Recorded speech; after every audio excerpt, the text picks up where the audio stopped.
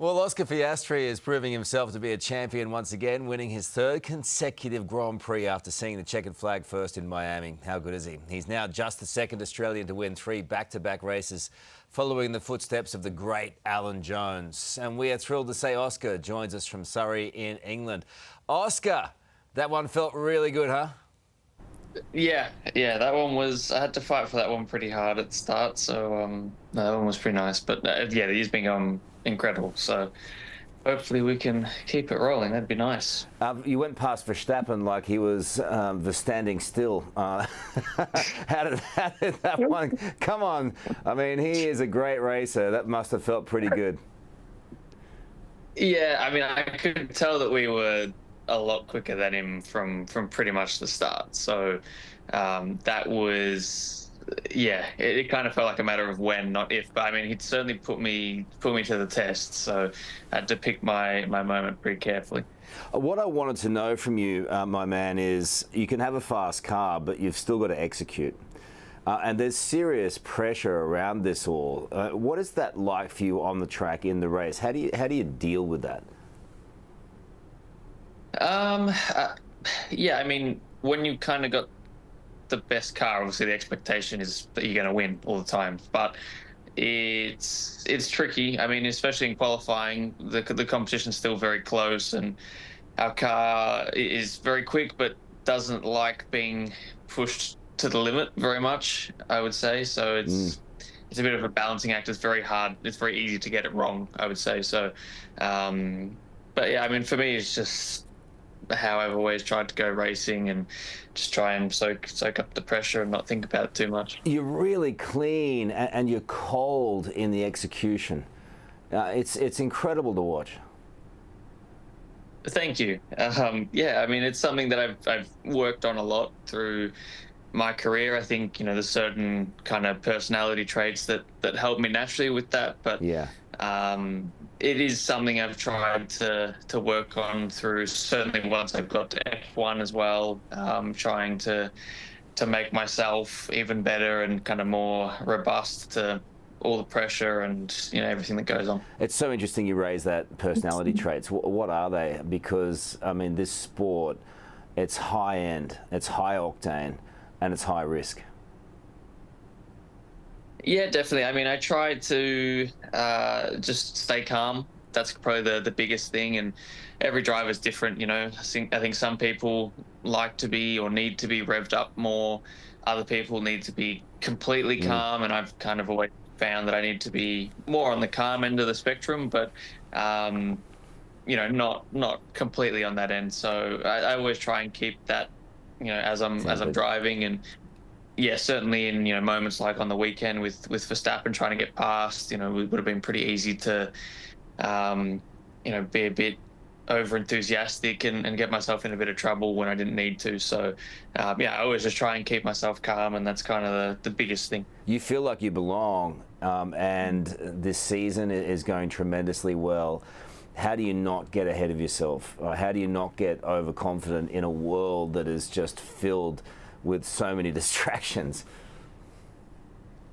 Yeah, I mean, I just try to, I mean, as much as it's a cliche for a reason, trying to just focus on the next race. And, again, we're still super early in the year. We're only 25% of the way through now. And to be having the success we've been having is great, obviously. But none of it's come easily. I've always had a lot of competition right on my tail, and especially with Lando having the same car, he's going to be a challenge through the whole year. So firstly the success, but also kind of all the work and the effort that's gone behind. So I've been proud of that side of things more so than actually the race wins and the championship position we're in. I mean, you've got that killer instinct as well. It's been a long time between drinks for Australian drivers. Alan Jones was the last one, and it was nearly half a century ago, can you believe it or not? So do you allow yourself to think of that glory? Not massively yet. You know, it's still, again, super early. Once we start to get to the back end of the year, we'll see what the picture's looking like then. But at the moment, you know, I'm enjoying the success and the momentum that we've been having. Firstly, as a team, but also for me personally, it's been a pretty incredible. I mean, the whole season's been great. Melbourne, you know, obviously was a slight blip, but everything else has been pretty incredible so far. So I'll think about that if I'm still in this position in 6 months' time or even longer. But yeah, for now I'm just enjoying the success we're having, winning the races, and try and keep going. Couple of quick ones. Jack Doohan out for now. Alpine lost their principal as well. What would you say to Jackie boy? I mean, I've literally just seen that the team principal's gone. I mean, I've not heard it officially that Jack's out, but I've obviously seen the talk. I think if it is the end of the road for Jack, I think he can be very proud of firstly making it to Formula One. You know, it's not an easy thing, especially coming from Australia. You know, there's a lot of hard decisions along the way. So, you know, if it is his final, if he has had his final race, then yeah, I think hold your head up high. You've been an F1 driver, and no one can take that away from you. So, you know, I'm sure he'll have a successful career in whatever happens. Okay, just finally, my man, I was transfixed by your gritty. Transfixed. Talk me through it, big guy. Talk me through it. Yeah. So I mean, I met Justin Jefferson, the NFL player, on the Thursday of Miami, and we were talking about all kinds of stuff, but we got onto celebrations, and obviously his world famous celebration is the gritty. He kind of taught me, but I think he was being far too nice with the feedback.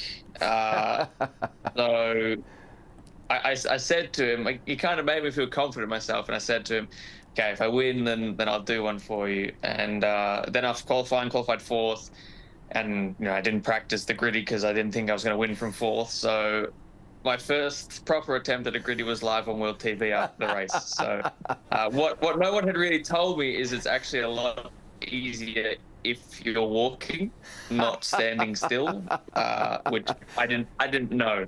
So that's me one and done on the gritty. I'll think of something else next time, but I'll leave that to Justin Jefferson. Well, you know what, Oscar? Gritty like no one's watching, and may well it continue. We're very proud of you, mate, and go well. Thank you so much for being with us. Thank you very much. No worries. Thank you. He's a legend, isn't he? Isn't he lovely? Lovely He's fella. Such an unaffected, sort of down-to-earth Australian. Yeah, and he's like, at the moment, he's the top of the mountain in a sport that's global. The pressure and the money. And all of it. Dickie's seen it all. He sure has. That is a